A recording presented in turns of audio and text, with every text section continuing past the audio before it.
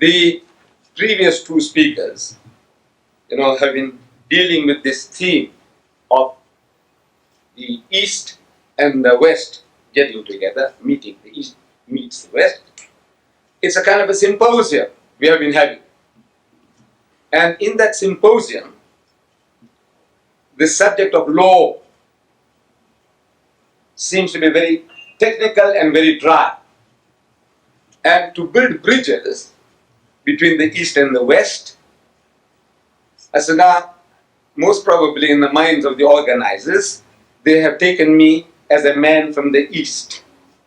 And they are right in that I have really come from the East. I am a man who was born in India some 60 years ago. So I am really a man of the East. But now, since the theme that has been selected for me is religious, about Islam, now I take exception to Islam being described as a religion of the East. If we take Islam to be an Eastern religion, then Judaism and Christianity are equally Eastern.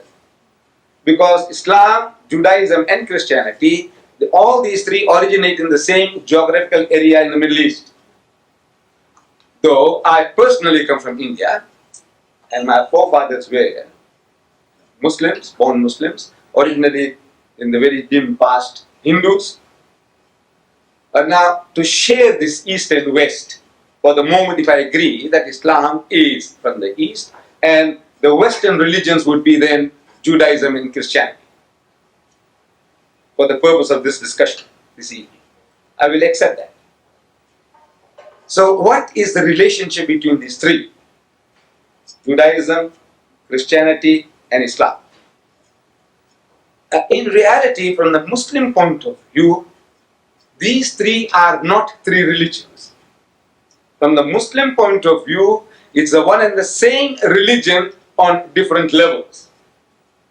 And in the fundamentals of the teachings of Moses, Jesus and Muhammad, there is not an iota of difference. Sounds surprising, doesn't it? In the fundamentals of the teachings of Moses, Jesus and Muhammad, there is not an iota of difference between these three. And I prove it to you. So you see, the very first commandment, as it was given by God Almighty to the Holy Prophet Moses, in Hebrew, this is what it sounds like. So, Shama Israelu Adonai Rahaynu Adonai Echad, which means, hear, O Israel, the Lord, our God, the Lord is one. Some 1,300 years after Moses, a learned man of the Jews, described as a scribe, he poses the question to Jesus in the Gospel of St. Mark, chapter 12, verse 29. He said, Master, in the Hebrew language, Rabbi, what commandment is the first of all? And Jesus answers and says unto him in the Hebrew language, Shama Israelu Adonai Eloheinu Adonai Echad. Hear, O Israel, the Lord, our God, the Lord is one. He repeated word for word what was given by Moses some 1,300 years before. Not an iota of difference in the fundamental as given by Moses and Jesus. Coming to Muhammad, some 600 years later, after Jesus Christ, a Christian deputation approaches Muhammad in Medina, and they have a discussion, a dialogue for 3 days and 3 nights. During the course of this dialogue, the spokesman for the Christian poses the question. Said, "Oh Muhammad, all right, tell us now, what is your concept of God?" And Muhammad, as the Muslims believe, was made to say, on the authority of God, in the Arabic language, he said, "Qul huwallahu ahad." Say, He is God, the one and only. Muhammad said, "Ahad." Jesus said, "Echad." Moses said, "Echad." I'm asking, what is the difference? Actually, it is the same word meaning the same thing. The difference between Ahad and Echad in Arabic, if it was a blackboard here, I would have written it for you. If I wrote Ahad, and to make it into Echad, I just have to put a dot on the Ha. It becomes Ha. That's all. It's only the difference of a dot in the calligraphy, in writing. But in the meaning, the sense, 100% the same. So we Muslims, we say that in the fundamentals of the teachings of the prophets, no difference. Then these differences that are there, we say these were out of necessity. See, Islam, we say, is the culmination of the teachings of Moses and Jesus, brought to perfection. The Holy Prophet Moses, we Muslims, we accept it as our own prophet, as we accept all the Jewish prophets as our prophets. That Moses was catering for the needs of his people. They had just been rescued from the Egyptian bondage. They were traveling in the Sinai Peninsula, oasis to oasis. A nation under those circumstances needed a law that would give them quick justice, an eye for an eye and a tooth for a tooth. There was no time for lengthy litigations. There was no time for putting a man in prison. That antisocial character, the adulterer, kill him, stone him to death, get rid of him.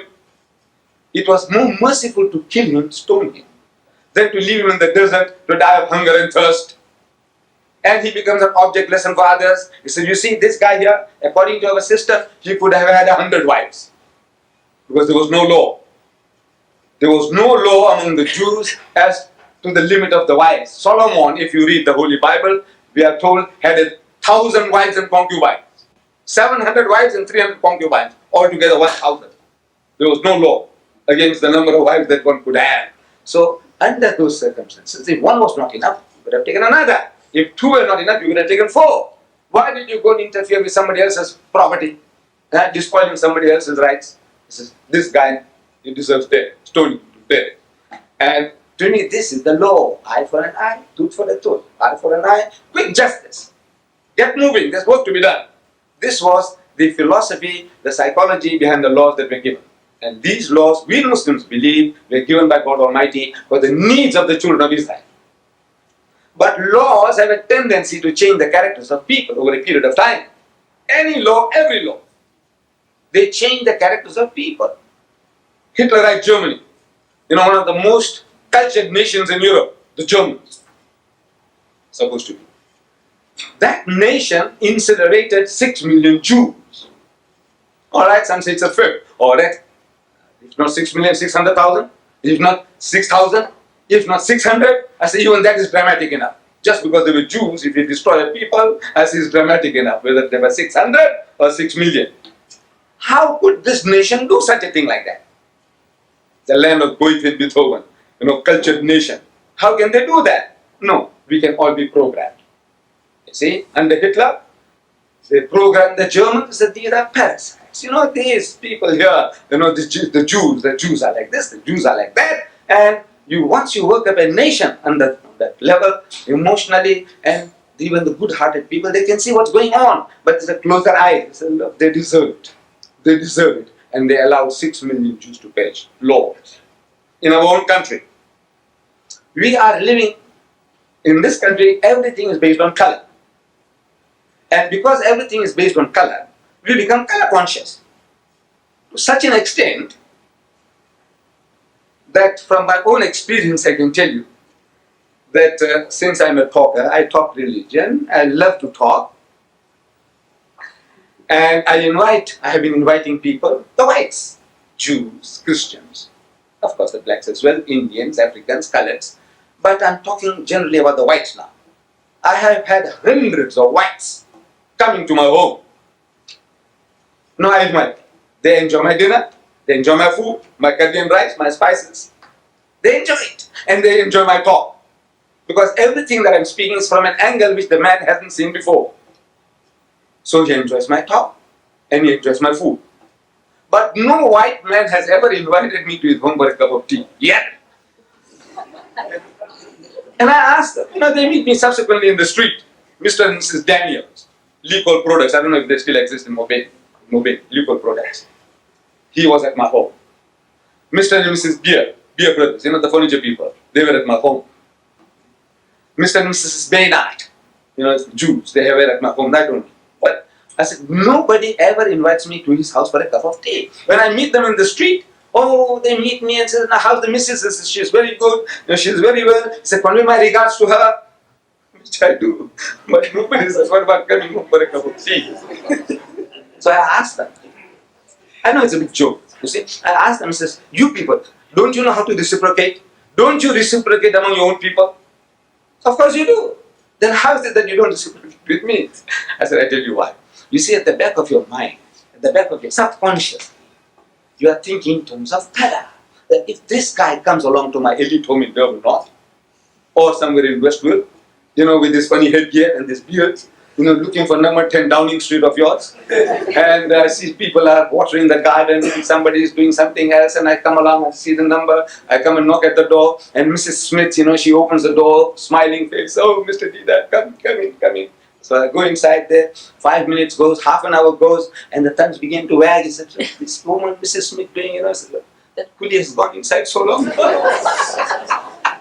What's happening? Is she running a shibeen or what?